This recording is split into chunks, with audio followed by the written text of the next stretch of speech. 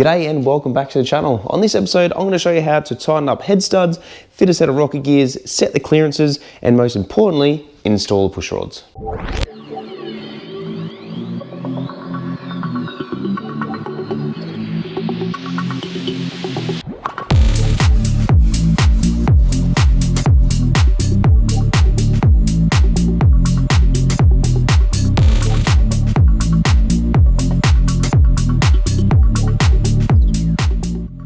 Alright, like always, let's get straight to it.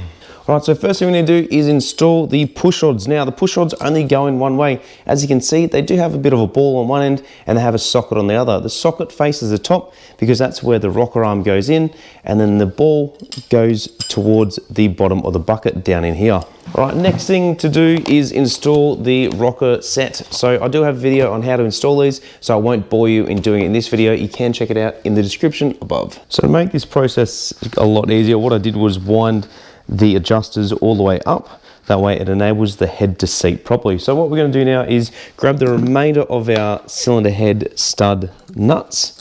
We're going to put a washer on there, put a nut on there, and we're going to torque down the cylinder head until we've obtained the right torque setting as per the ARP instructions, and then we can move forward into doing the valve clearances. Alright, so like always, make sure you follow the manufacturer's specifications for all of the head stud tightening torque settings and the method in which to do it.